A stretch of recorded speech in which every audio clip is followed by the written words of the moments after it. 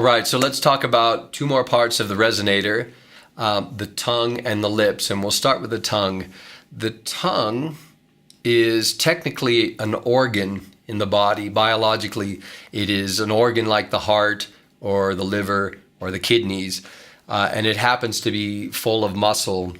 And if anything in the musical instrument is shape-shifting and organic, it's the tongue. It can take on thousands of different positions, and it's very active when we're singing and speaking because it plays a primary role in shaping consonants and vowels.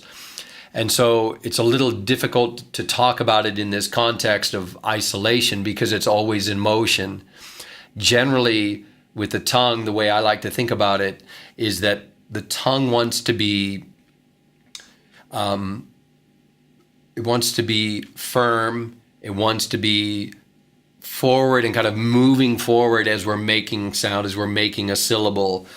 The tongue, very similar to, so what I said about the false vocal folds, right behind the false vocal folds, the tongue can also either be your best friend or your worst enemy.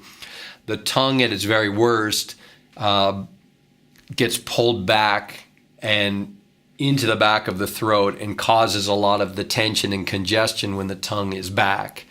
So someone who's maybe having a little bit of a stress or a panic attack while they're singing, that might be the reaction, is the tongue withdraws. These muscles withdraw out of some kind of shyness or fear, and they serve to basically block up this area we're trying to keep forward and rounded so that we can reflect those really nice sound waves out forward. So we'll do a quick exercise here. There's not too many things to isolate it until we get forward into where we're combining the moving parts. But we'll do an exercise here that kind of combines the jaw and the tongue together, is that we'll go back to our knee sound that we're using in this course for some of these demonstrations, is I want you to make the knee sound, but the first few times you make it, let's just make it this way, is that when you do it, keep the tongue kind of pulling backward and the jaw sort of back and down. So the jaw is going to move backwards diagonally. I'll show you. I'll go nye, nye, nye, nye. So the jaw is coming either straight down or even slightly backwards as it opens, which is actually incorrectly. We're going to learn more about how to open the jaw properly in the next video. But one of the mistakes we often make, especially if we're shy or we have a lot of built-in and accumulated inhibition inside of our muscle mechanism, is that we tend to, instead of bringing everything forward and expressive, we tend to pull back. So when you make that sound, nye, nye, nye, nya, nya, nya, where everything's kind of pulling back and this tongue's going back, you make sound. It might even sound good, but can it sound better? Now take that same sound, but almost exaggerate and try to move the jaw horizontally forward and then a little bit down, and move the tongue with it.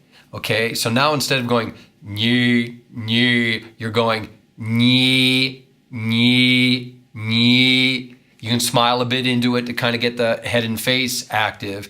Nye, nye. And notice how, so now here, put the tongue up against the roof of the mouth. Try to get the whole tongue, or as much of it as you can, up against the roof of the mouth. And then right as you start making sound, you want the jaw and the tongue to slightly move forward. Then they come back a little bit and you make the next syllable. But everything is about the two of them working together, moving forward before they then move down, as opposed to moving kind of backwards and down. So backwards and down, nye, nye, nya, ya, hey. And forward and down is nye, nye, nya, nya, ne, ba. Everything is moving forward. The tongue is up and active. Another thing about the tongue is that, okay, so what we want is we really want it out of the way. It's got to be involved in making consonants and vowels, so it's going to be in there doing its thing. But generally, we want to keep it forward so it doesn't clog up the back of the throat. We want to keep it flat when we can, except when it can't be flat. And we want it generally high in the mouth. You'll see some people teaching that you always keep it pressed down in the mouth, but that's not the case actually with me. That's not what I found. And some of the stuff I've studied and learned agrees with the way that I have found it to work best, is that the tongue wants to always be, to start being very high and active and pressed up against the roof of the mouth. And then as you begin to make sound, it then moves forward and down. As your mouth comes open, your jaw moves forward and down as well. So just for the purpose of this video and this course, is just feel that difference between ni, ni, and ni. Over exaggerate. It looks kind of funny, but over exaggerate with the ni. You'll hear even it helps bring the don't worry if the larynx comes up a little bit. Just see how you get that bright and resonant sound when all this stuff is active and the tongue is active and moving forward. Ni, ni, ni, ni, ni, ni. Okay, so that's the tongue.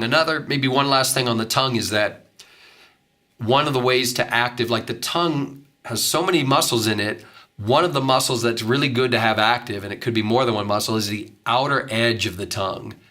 So one way to kind of feel activation in the outer edge is the R, especially the American R. So the Latin R, or probably the English R, tends to be a little narrower in the roof of the mouth. It's ra, ra, ra, ra. The American R tends to be a little wider, such that the tongue, the edges of the tongue, are in some cases under the teeth or pressed up against the bottom of the teeth. Rrr, rrr, rrr. So if you make the sound re, re, re, and try to actually press the edges of your tongue up against your teeth, but also just keep that outer edge all the way to the tip really active and strong, okay? To the point where the tip of the tongue may even want to curl up a little bit. If all those things are active, what happens is the tip of the tongue will curl up a little bit and the tongue itself will be a little concave downward. And why is this important? Okay, so remember, laser beam of sound waves after the first major event is coming up and slamming against this amphitheater, or this rounded solid surface we've made by raising our soft palate nice and firm. It makes contact there and gets reflected forward. Well, some of it's going to get reflected forward, but also some of it's going to get reflected down toward the tongue, which then some of it gets absorbed in the tongue, some of it gets reflected from the tongue back to the roof of the mouth, so it's kind of bouncing on its way out the mouth. So some things are going to bounce out there at the perfect angle to go straight out the mouth. Those are the very direct sound waves. But some of them do a little bit of bouncing, because remember, we're talking about 200 to 2,000 waves per second while you're making sound. And so they reverberate thousands of times per second inside the whole resonation chamber. But these ones we're concerned about, the direct ones, some of them come straight out, some of them bounce once or twice on their way out, and some of them may bounce a number of times in the mouth before they come out. So we already know that the roof of our mouth, especially the front, the hard palate, is nice and hard. If we've raised the soft palate well, it's nice and hard. The one thing we have some control over, but it's not as hard, as the tongue. Well, when your tongue is active, when it's firm and active, even though it's not as hard as a piece of marble where it's going to reflect 100% of the sound waves, it's actually harder than when it's not good and active relative to itself. So if it's soft and you're not using it right, like if you're going back or if you're pulling it backwards, then it's not even there.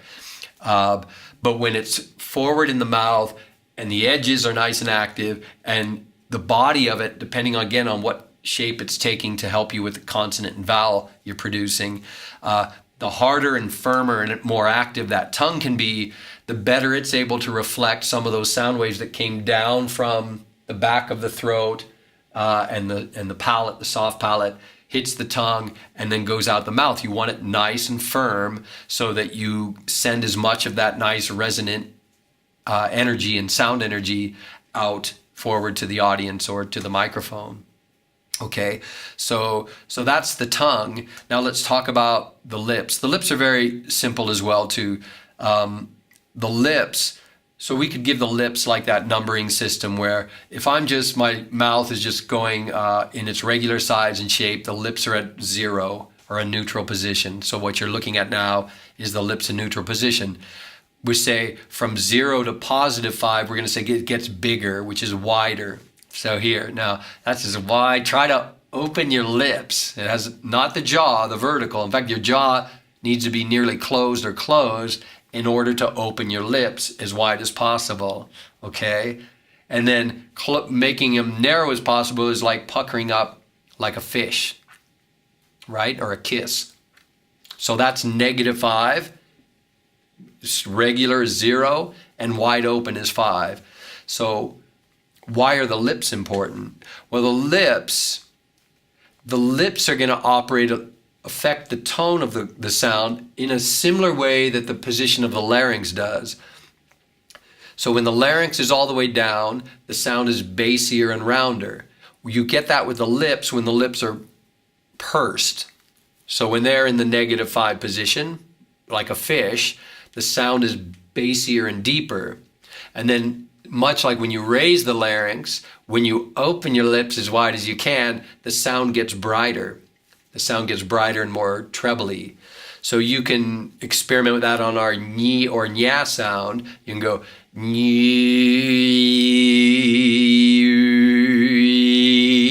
nya,